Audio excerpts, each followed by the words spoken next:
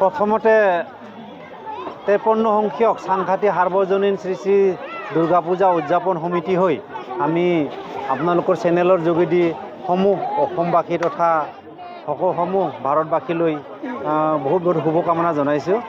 আৰু বৰ্তমান আমাৰ সাংঘাতিক দুৰ্গা পূজা ইতিমধ্যে 53 সংখ্যক আৰু এই পূজাটো আজি আগৰ পৰা বহুতো পৰিৱৰ্তন হৈ আহিছে।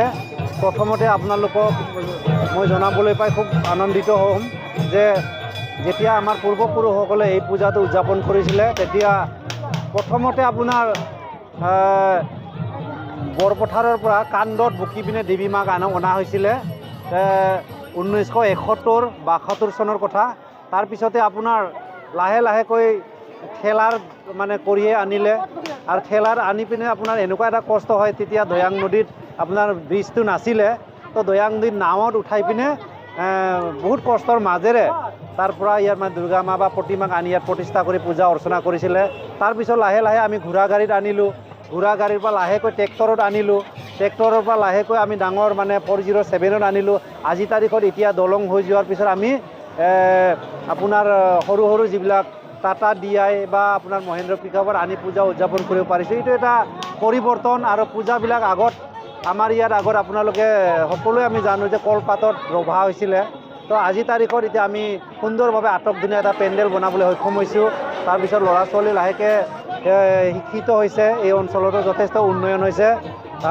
আপোনালোকক জনাবলৈ পাই সুখী হৈছোঁ যে গোলাঘাট চহৰৰ পৰা অসম নগা ৰাজ্যৰ সীমামূৰীয়া চিচুপানী আমাৰ এই চাংখাতি অঞ্চল প্ৰায় আপোনাৰ গোলাঘাট নগৰৰ পৰা 45 কিলোমিটাৰ দূৰ হয়।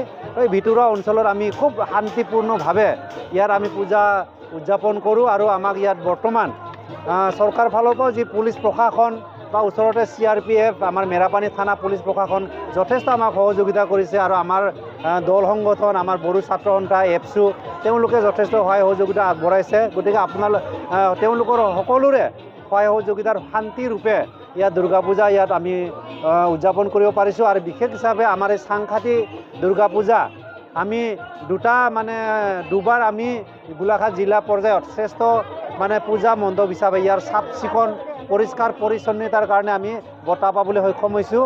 সেয়েহে আৰু আমি ইয়াতকৈ কেনেকৈ ভাল কৰিব পাৰোঁ, আমি স্বচ্ছতাৰ ওপৰত আমি ইয়াত বিশেষভাৱে গুৰুত্ব আৰোপ কৰোঁ।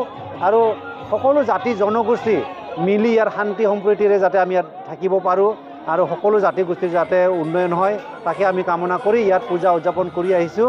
সেয়ে আমি ভৱিষ্যত কি আশা আছে আপোনালোকৰ পূজা মণ্ডপলৈ? এই পূজা মণ্ডপলৈ আমি আশা, আমাৰ এই দুৰ্গা মন্দিৰটো যথেষ্ট পুৰণি জৰাজীৰ্ণ অৱস্থা হৈছে।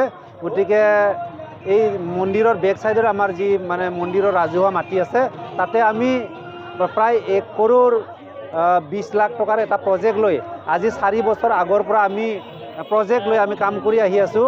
ইয়াত মানে বৰ্তমান চৰকাৰী অনুদান কোনো মানে বৰ্তমানলৈকে আমি বিচৰাও নাই বা নাই। আমি ৰাইজৰ অনুদানেৰে কোনোবা আমাক 1 কুইণ্টেল ৰ'দ দিছে, কোনোবা আমাক 1 গাড়ী চিপছ দিছে, কোনোবা আমাক 1 গাড়ী বালি দিছে। ঠিক তেনেকৈ আমি ৰাইজৰ সহায়ত আমি প্ৰায় 75-80 লাখ মান টকাৰ কাম এতিয়া বৰ্তমান হৈছে। ছাদ ঢালাইলৈকে সম্পূৰ্ণ কাম হৈছে আমাৰ মণিকূটটো বনাবলৈ কাৰণে। আৰু আমাৰ এই 2 বছৰৰ ভিতৰত আমি আমাৰ এই মন্দিৰটো সম্পূৰ্ণ কৰিবলৈ চিন্তা কৰিছোঁ। গতিকে সকলো ৰাইজৰ সহায় সহযোগিতা আমি চাংখাতি পূজা উদযাপন সমিতিয়ে কামনা কৰিম।